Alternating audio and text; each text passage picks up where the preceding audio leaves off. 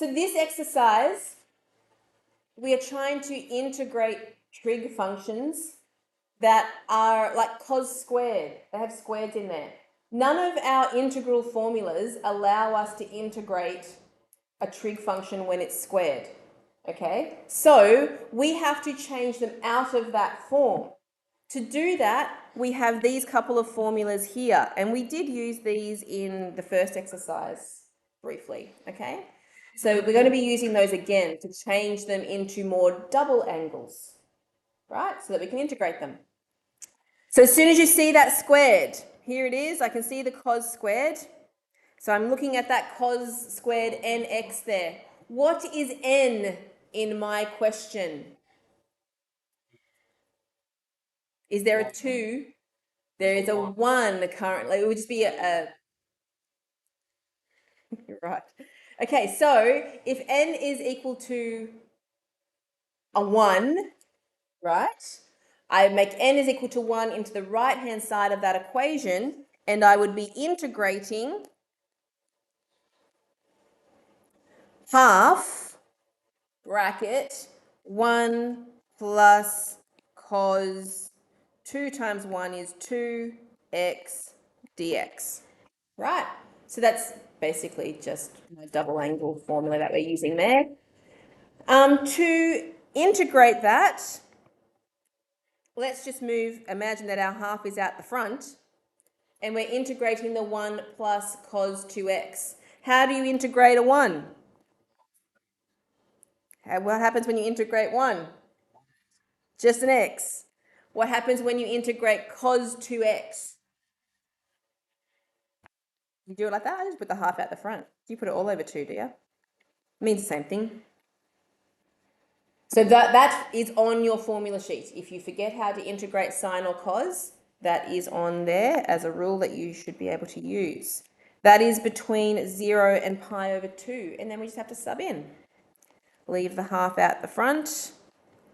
Subbing in pi over 2 for x is pi over 2 plus half sine. Pi over 2 times 2 would be sine pi. Okay, then we are going to minus, sub in the 0. If x is 0, I have 0 plus half sine 2 times 0 is still 0. Okay, let's work out those trig values there. There is a lot of zeros, except the pi on 2. So there's a pi on 2 here. Sine of pi, you're thinking of your sine graph, that's your 180 degree. So it starts at 0 and it gets back to 0 at 180 degrees. So that's 0 minus 0. Sine of 0 is also 0. So everything else is actually 0, and we just have that half times pi over 2, which becomes pi over 4. Half pi. The second thing. What happened to half sine? Sine pi is 0. Sine pi is 0. Okay. From the sine curve? Yeah. All right. Let's try another one. Question 2. Integrating sine squared. Okay, so using the sine squared formula now. Oh, I really wish I could have all that on the same page. There we go. Let's shrink it down. Okay, I have to write small. What is n this time?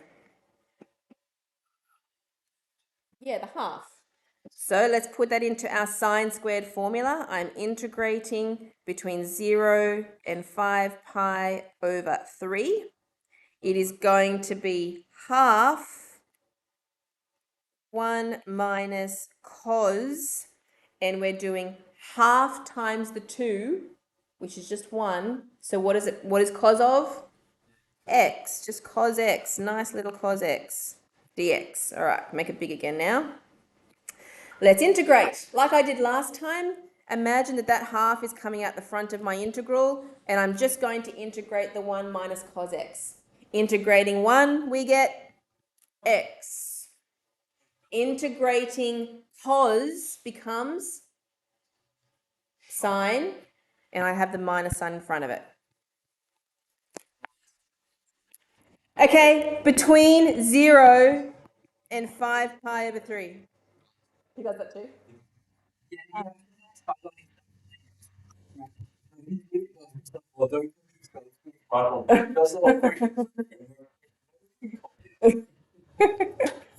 All right. Let's sub in. So let's do the half out the front. We have 5 pi over 3 minus sine of 5 pi over 3.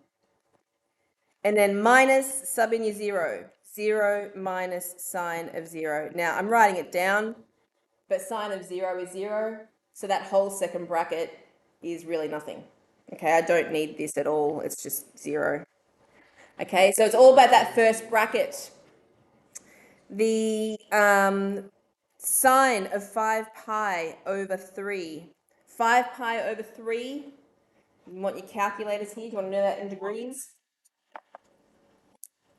It's minus root 3 and 2. Let's do it. Yes, that's correct. That's where we get the plus. So it'd just be 5. Okay, so it's 300 degrees. I was just doing it in degrees. So 300 degrees puts that into the fourth quadrant, which is why the reference angle would be 60 degrees. Sine of 60 degrees is root 3 over 2. But because it's in the fourth quadrant, sine of anything in the fourth quadrant is negative. But with the negative sign that I already have, it becomes a positive. Close bracket. Okay, we have our answer, but they're not going to leave like that. They would get a common denominator and push it all together. So let's get a 6 on the bottom. We'll leave our half here. We'll get 6, which makes this a 10 pi times the other one by 3, so it'll be 3 root 3. And then if I times the half in, I would have 10 pi plus 3 root 3 all over 12. For some reason, question 3 is meant to be on the next page, but the question's actually here. It's integrate cot. Okay, so you might want to write it again on the next page if you want to. Let's integrate cot. Cot x dx. Correct. Okay, so cot is definitely not one. You can look on your formula sheet, but there is no way to integrate cot. So we have to break that down to be cos over sine, because that's what cot is equal to. Does that ring any bells with any rules that you could use? So what are we integrating it to? A log, correct. So, for those of you who aren't quite there yet, have a look on your formula sheet. Where is it?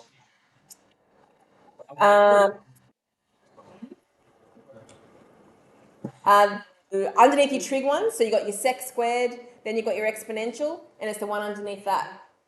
Okay, so the integral of f dash x over f of x integrates to a logarithm. What that means is, if you've got a fraction, if you differentiate the bottom, the derivative of sine x is cos x. If you differentiate the bottom and you get the top, that means it integrates to a log.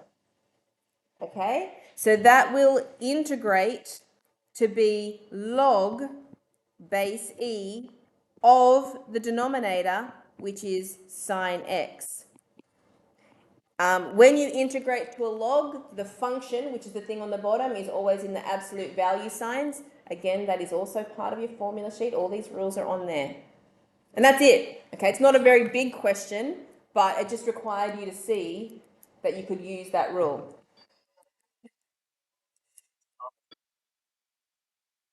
After we finish our questions. Yeah, we'll finish. Question 4. Use the reverse chain rule to find the primitives of. Okay, divide your page so that we have our one for each half, right?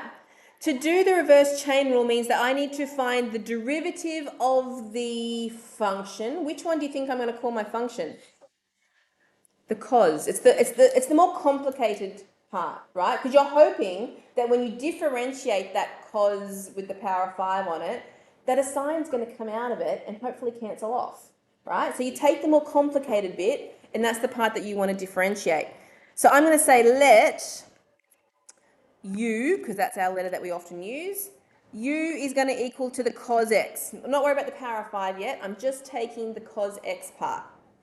When I differentiate that, I'm going to go straight to du. I'm going to put the dx over the other side. Is that okay with everybody?